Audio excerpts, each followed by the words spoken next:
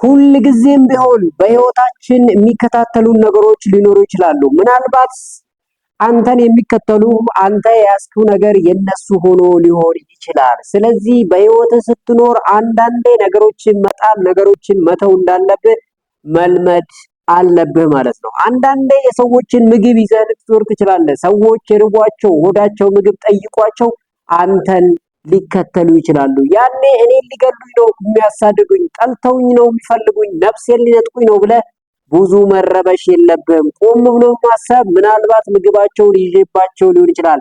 ምናልባት የኔ ያልሆነ ነገር የነሱ ነገር እኔ ጋር ኖሮ ሊሆን ይችላል ብለህ የነሱ የሆነን ነገር መመለስ መቻል አለብህ። እነሱ የፈለጉት የነሱን ነገር እንጂ ያንተን ነፍስ ለመውሰድ ወይም ደግሞ አንተን ለማጥቃት ላይሆን ይችላል። ምናልባት አንተ ጋር ያለው ነገር ጠቃሚ ያልሆነ ነገር ሊሆን ይችላል። እሱን ልቀቅና ሰላምህን ማግኘት ትችላለህ ማለት ነው። አንዳንዴ የለመድናቸው አላስፈላጊ ነገሮች ህይወታችን ውስጥ ትልቅ ምስቅልቅል ሲያመጡ ይታያል። እነኛን ነገሮች መልቀቅ ከቻልክ፣ እነኛን ነገሮች ከአንተ ላይ ማስወገድ ከቻልክ ሰላምህን ልታገኝ ትችላለህ። ውድ የቻናላችን ተከታታዮች ዛሬ ይዘን የመጣነው ቪዲዮ ብዙ ጊዜ ይዘናቸው ያለነው ነገር ግን ሰላማችንን የሚነጥቁን ነገሮችን መጣል እንዳለብን የሚያሳየን ቪዲዮ ነው ማለት ነው። አንዳንዴ ሰዎች እኮ እኔን ይጠሉኛል፣ እኔን እኮ አይወዱኝም፣ ስለዚህ ሊያጠቁኝ ይፈልጋሉ ብለን ስጋት ውስጥ እንወድቃለን። እንቅልፋችንን ስናጣ ይታያል። ነገር ግን ሰዎች አንተን ሊገሉ ወይም ደግሞ አንተን ሊያጠቁ ፈልገው ሳይሆን አንተ የያዝክባቸው የነሱ ነገር ስላለ ሊሆን ይችላል። ስለዚህ ምናልባት ያንተ ያልሆነ የነሱ የሆነ ነገር ካለ እሱን መልስላቸው፣ ከዛ ሰላምክን ታገኛለህ ማለት ነው። በስልጣን ተጠቅመህ ሰዎችን ጨቁነህ ሊሆን ይችላል። ስለዚህ ማታ ላይ እንቅልፍ ያጣኸው ቀን ላይ የሰራኸው ስራ ሊሆን ስለሚችል ቀን ላይ ሰዎችን መበደል፣ ሰዎችን ማንገላታት የምተው ከሆነ ሰላምክን ታገኛለህ ማለት ነው። ስለዚህ በህይወታችን ሁሌም ስንኖር ሰዎችን ከመበደል የሰዎችን ነገር ይዞ ከመሄድ መቆጠብ እንዳለብንና ሰዎች ሲከታተሉ ለምንድነው የሚከታተሉኝ የሚለው እውነት ሊገሉኝ ወይስ ደግሞ የነሱ የሆነ ነገር እኔ ጋር ስላለ ነው የሚለውን ለይተን ማወቅ አለብን ማለት ነው። ታዲያ ይህን ስንል አለ ምክንያት አይደለም። በአንድ ወቅት አንድ ቁራ ምግብ ፍለጋ እየባዘነ እያለ አሪፍ ስጋ ያገኛል መሬት ላይ። ስጋው በጣም ደስ ይላል፣ ያጓጓል። ስለዚህ ይህንን ስጋ መብላት ፈለገና ብቻውን ለመብላት ጸጥ ያለ ርጭ ያለ ቦታ ፈለገ። በዚህም የተነሳ ያንን ስጋ ከመሬት አንስቶ ወደ ጸጥ ወዳለው ስፍራ ፍለጋ በረራውን ጀመረ። ታዲያ እሱ ያንን ምግብ ይዞ ሲሄድ ለካ ከርቀት ንስር አሞራ ተመልክቶት ነበርና ያ ንስር አሞራ ወደዛ ቁራ መሮጥ ይጀምራል ማለት ነው። ንስር አሞራው እየተከተለው መሆኑ ሲገባው ቁራ የበለጠ ይሸበርና የበለጠ በከፍታ መብረር ይችላል።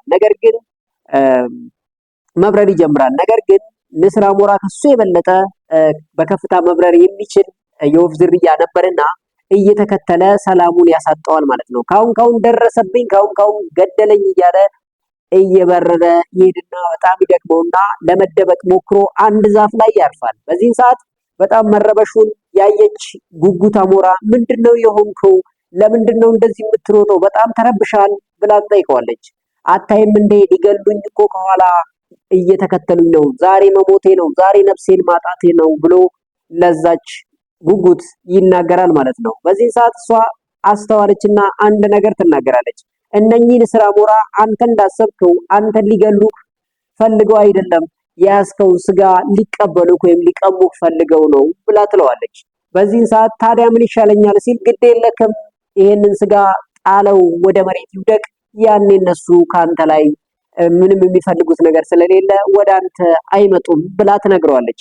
እሱም ያን ስጋ በጣም ጥሩ ስጋና ርቦት ስለነበረ ስጋውን መጣል ያጓጓዋል፣ በጣም ልቡ ይሸበራል ማለት ነው። እንዳይለቀው ሆድ ነው፣ እንዳይዘው ደግሞ ህይወት ነው። አሁን ችግር ውስጥ ገባ ማለት ነው። ነገር ግን እየደረሱበት ነው። እነሱ ከመጡ እንደማይለቁት ስላመነ ቶሎ ብሎ ያንን ስጋ መልቀቁን ይመርጣል ማለት ነው። በዚህ ሰዓት ስጋውን ከላዩ ላይ ሲለቀው ስጋው ከሰማይ ወደ መሬት መውረድ ይጀምራል። በዚህ ቅጽበት ነበር ከላይ እየበረሩ ወደሱ እየመጡ የነበረው ንስር አሞራ ኢሚዲየትሊ በፍጥነት ወደ ስጋው ሲወረወሩ ተመለከተ ማለት ነው። እሱም ጉጉት አሞራ የተናገረችው ትክክለኛው ስጋውን ነው እንጂ አንተን ፈልገው አልነበረም እየመጡ ያሉት የሚለውን ትክክለኛ መሆኑን ካረጋገጠ በኋላ እፎይ አሁንስ አረፍኩ በቃ አልሞትም ብሎ ተነፈሰ ይባላል። ውድ የቻናላችን ተከታታዮች ነገሩ እንዲህ ነው። አንዳንዴ በህይወታችን ስንኖር ብዙ ነገሩን የሰዎችን ነገር ተሸክመን እንዞራለን። ሰዎች ይከተሉናል፣ ያሳድዱናል፣ ይጠሉናል። በዚህ ሰዓት እነሱ የጠሉን እኛነታችንን ሳይሆን የነሱ የሆነን ነገር ይዘንባቸዋል፣ እንድንለቅላቸው ፈልገዋል ማለት ነው።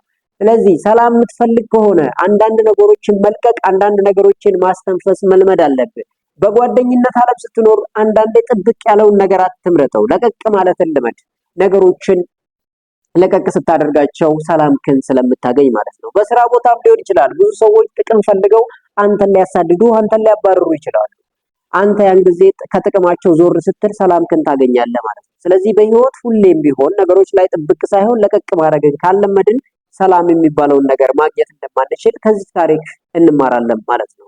ያ ብቻ አይደለም። በተለያየ ቦታ ስንኖር በተለያየ ስልጣን ሊሆን ይችላል ሰዎችን ከበታቾቻችን ያለውን ጫና ልናደርግ እንችላለን። ታዲያ እነኛ ሰዎች ሁሌም በክፉ አይን ይመለከቱናል። በጣም በእኛ ደስተኞች ባለመሆናቸው የሚያሳዩን አስተያየት ሁላ ሊረብሸን ይችላል።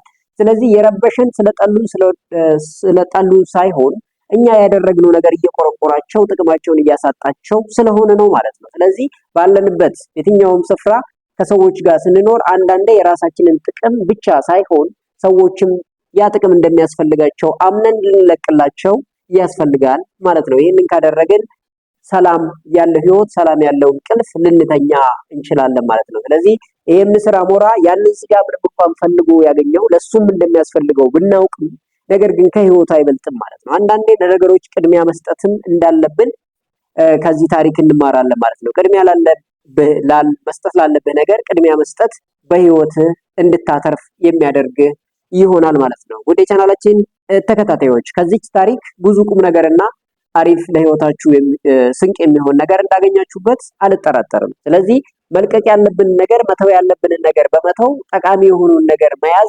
እንደምንችል እንማራለን ማለት ነው። ስለዚህ ዛሬ ላይ ለኛ ህይወት የሚጠቅመንንና ለኛ ህይወት የማይጠቅም አጥብቀን የያዝነው ነገር ደግሞ ይኖራል።